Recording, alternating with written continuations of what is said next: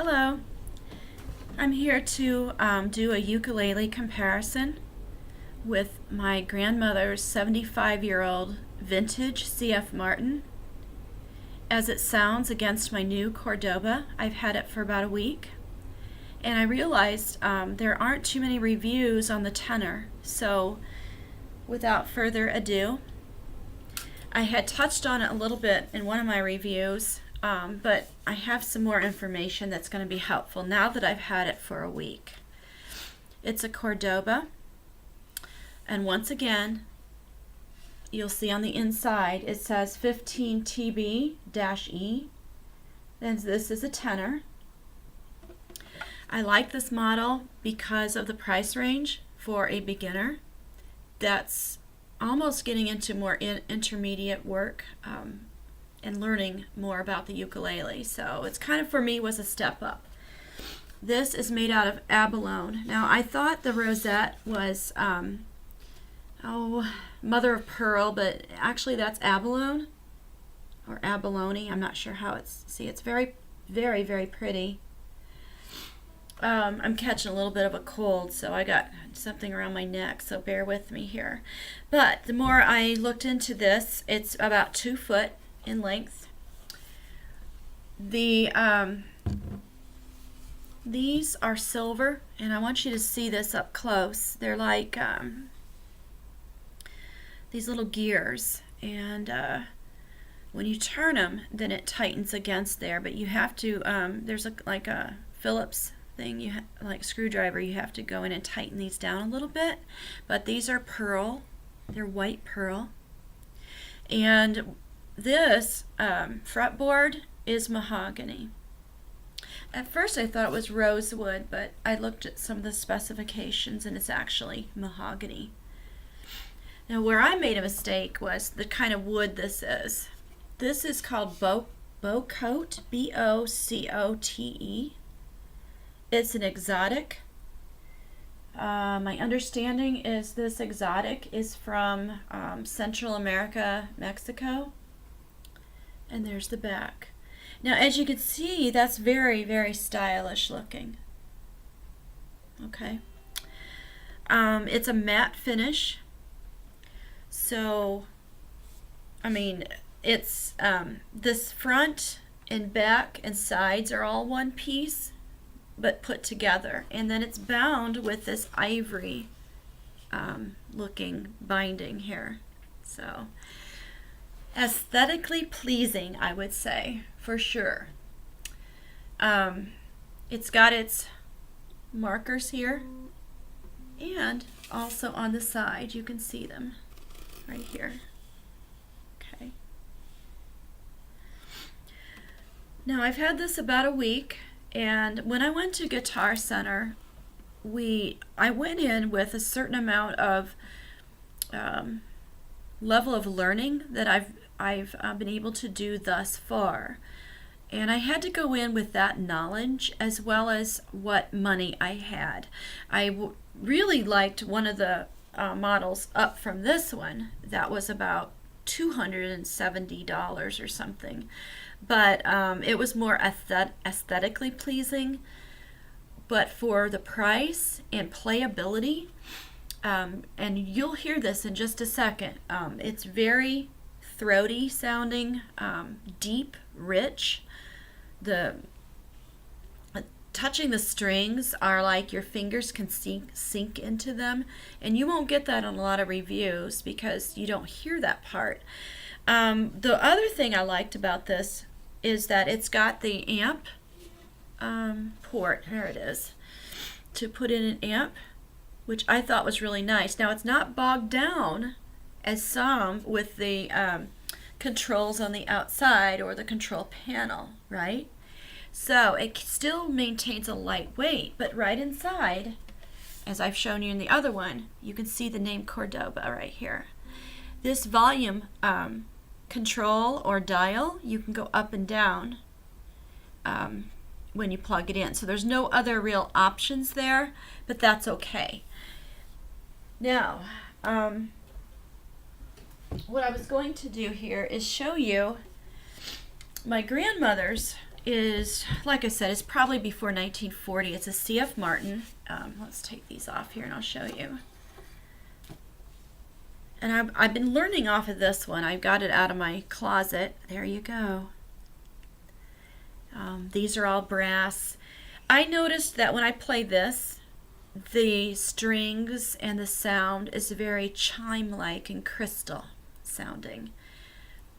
And it's kind of a feel in the fingers too, which, you know, unless you try it, you're not going to know, right? So what I'd like to do, as I think of things, I will let you know here. But as I did in the other one, I'm going to just play a little bit of that rainbow connection. Sorry, this looks incredibly stupid, doesn't it? But I don't know, my sinuses have been messed up all week. But let's do this and just listen. And the way it feels is very chime-like, and I don't really know how to explain it, but listen.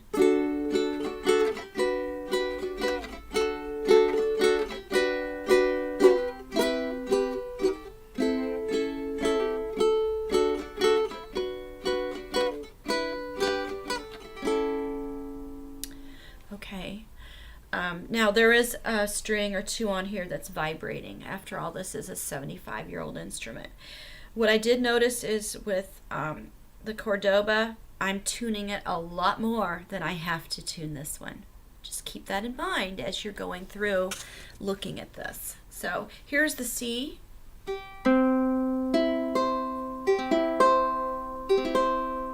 Okay, now let's get the Cordoba out. And I'm going to do the very same thing. Now, when I touch these strings, my fingers want to sink more into them.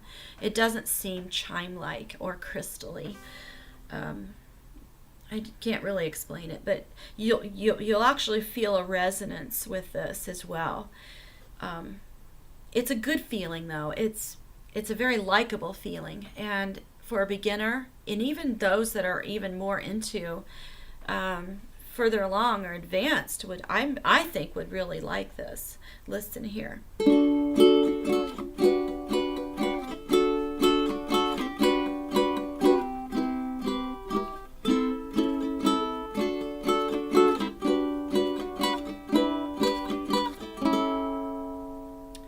can almost feel it resonate. And here's the C. Very deep and rich, beautiful.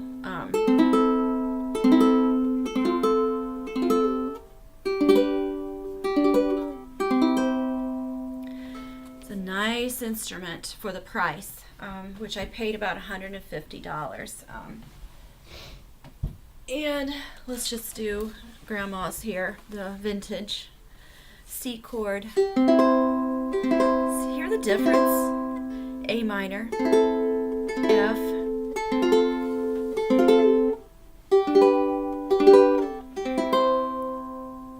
what a difference. Although sound-wise, it's not too bad. You know, it really isn't. This feels well made. It's light, but it's doesn't feel cheap, like I said before. I'm really, really pleased with it. Aside from maybe tuning it a little bit more, I think you will enjoy this particular model. And like I said, this is a tenor, and I didn't see a lot of reviews on the tenor. The smaller you go, I guess, the more bright in sound, but this really is a beautiful...